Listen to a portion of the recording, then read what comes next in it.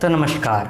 सबसे पहले हम लोग टाइमलाइन देख लेते हैं कि टाइमलाइन क्या है, उसके अकॉर्डिंग हम लोग फिर रिवीजन कर लेंगे।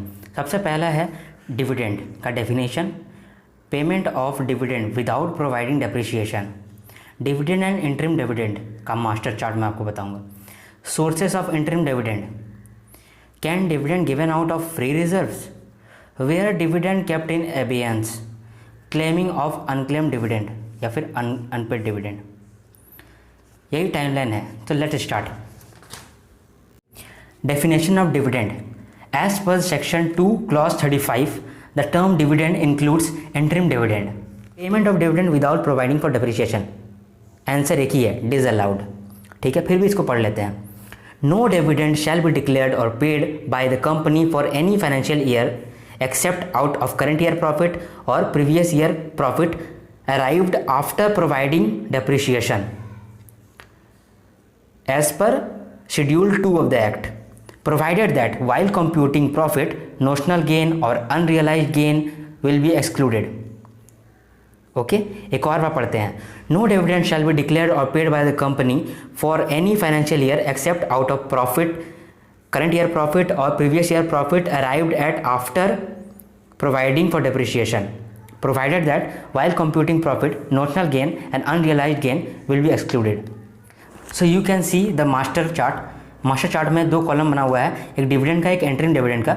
So dividend is recommended by BOD and declared by share holder in AGM by passing OR, and interim dividend recommended by board and declared by board in board meeting. तो with in 5 days आपको separate schedule bank में पैसे जमा करना पड़ेंगे escrow account में, और with in 30 days आपको पे करने पड़ेंगे by cash, cheque, demand draft, warrant, banking channel, किसी तरह से भी। लेकिन अगर यहाँ पे करने के 30 दिन के अंदर आप पे नहीं करते हो, फेल हो जाते हो पे करने में, तो डायरेक्टर को 2 ईयर का इम्प्रिजनमेंट होगा प्लस फाइन होगा 1000 पर डे, और कंपनी को डिविडेंड पे करना पड़ेगा with simple interest 18% per annum. लेकिन हम लोग अनपे कर पाएँ, कुछ अनपेड हो गया कुछ कारणवश से, तो हम लोगों को 90 डेज़ के अंदर में पब्लिश करना पड़ेगा शेयर होल्डर का name, address, unpaid dividend company के वेबसाइट में और सीजी का प्रेस्क्राइब्ड वेबसाइट में। एक और बात है, अगर अनपेड हो गया तो 7 साल तक हम लोग वही एस्क्रो अकाउंट में ही पैसे रखे रहेंगे, लेकिन 7 साल के बाद हम लोगों को उस अमाउंट को IEPF अकाउंट में जाकर के ट्रांसफ़र कर देना पड़ेगा। तो इस मास्टर चार्ट में एक एक्सेप्शन है कि जब एक प्रोविज़न था कि 5 दिन के अंदर आपको सेपरेट शेड्यूल बैंक में यानी एस्क्रो अकाउंट में पैसे जमा करके रखेंगे, तो ये क्लॉज गवर्नमेंट कंपनी के लिए एप्लीकेबल नहीं है। वहाँ गवर्नमेंट कंपनी को एग्जम्पशन मिल गया है। और अगर फेलियर के केस में जब डायरेक्टर को 2 साल का जेल और 1000 पर डे का फाइन लगता था और कंपनी को डिविडेंड पे करना होता था with simple interest 18% per annum, इसका भी एक एक्सेप्शन है। एक नहीं, इसका कई एक्सेप्शन है। तो उस एक्सेप्शन को हम लोग पढ़ लेते हैं। तो dividend could not paid by reason of law, अगर डिविडेंड पे नहीं कर पाएँ by the reason of law. दूसरा है where shareholder given direction regarding payment but direction can not be complied, same has been communicated to him. तीसरा है where there is a dispute in right to receive dividend. चौथा है dividend has been lawfully adjusted against any sum due from share holder. और last है failure to pay within period was on due to the default of the part of the company. पढ़ लेते हैं सारे exception को। Dividend could not be paid by reason of law, where shareholder given direction regarding payment but direction can not be complied and the same has been communicated to him. याद रखिएगा, same has been communicated to him. Where there is a dispute, right to receive dividend, dividend has been lawfully adjusted against any sum due from shareholder. Failure to pay within period wasn't due to default of the part of the company. ठीक है, तो master chart को summarise करते हैं। 2 column थे, dividend और interim dividend. Dividend is recommended by BOD, declared by share holder in AGM by passing OR। Interim dividend recommended by board, declared by board in board meeting. 5 दिन के अंदर आपको separate schedule bank में यानी escrow account में पैसे जमा कर देने हैं, लेकिन इसका एक एक्सेप्शन था गवर्नमेंट कंपनी। और 30 दिन के अंदर आपको पे भी करना पड़ेगा उस डिक्लेयर्ड डिविडेंड को। कैसे पे करोगे? Cheque, cash, demand draft, warrant यानी बैंकिंग चैनल से, किसी से भी कर सकते हो आप। अगर अनपेड रह गया तो 90 दिन के अंदर आपको पब्लिश करना पड़ेगा शेयर होल्डर का name, address, unpaid dividend in companies website और सीजी का प्रेस्क्राइब्ड वेबसाइट में। नहीं तो आप 7 साल तक सेपरेट शेड्यूल बैंक जो एस्क्रो अकाउंट है वहीं पर पैसे रखे रहने दो। उसके बाद 7 साल के बाद IPF अकाउंट में जाकर के जमा कर देना। अगर आप फेलियर करते हो पे करने में तो डायरेक्टर को 2 साल का jail plus fine 1000 per day, और डिविडेंड पे करना पड़ेगा कंपनी को with simple interest 18% per annum. लेकिन इसका एक्सेप्शन था कुछ। क्या एक्सेप्शन थे? Dividend could not be paid by reason of law. Direction cannot be complied and same has been communicated to him. Where there is a dispute on right to receive dividend, dividend has been lawfully adjusted against any sum due from shareholder, and failure to pay within period wasn't due to the default of the part of the company.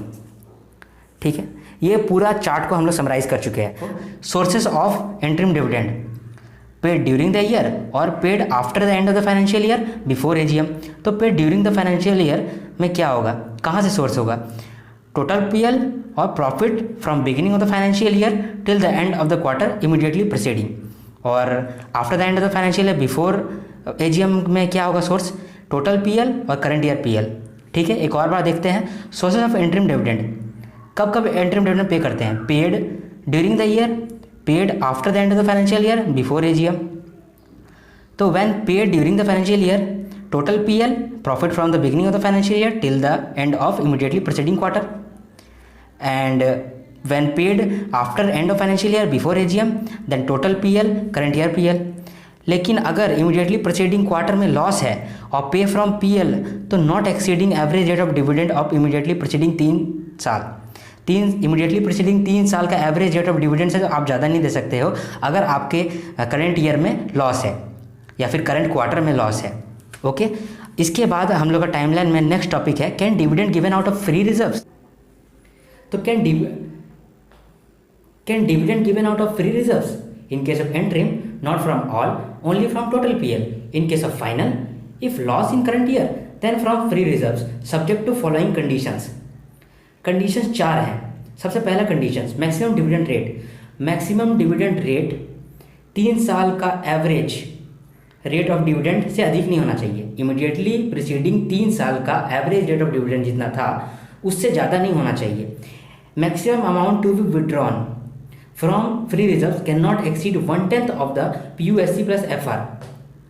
Preference, amount withdrawn first used to set off the losses. Balance in reserve should not fall below 15% of PUSC. Summarize this. Dividend given out of free reserve in case of interim, not from all, only from the total PL. In case of final, if loss in current year, then from free reserve, but subject to some conditions.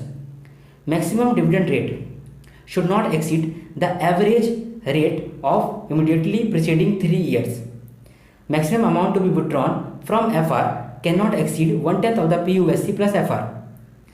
Preference, amount withdrawn first used to set off the losses. Balance in reserve should not fall below 15% of PUSC. Where any instrument of transfer of share has been delivered to the company for registration or transfer of a share and transfer has not been registered by the company, company shall transfer the dividend into unpaid dividend account unless the company is authorized by the registered holder of such share in writing to pay such dividend to transferee and keep in abeyance in relation to such share any offer of right shares, any issue of fully paid up bonus shares. So let's summarize this up.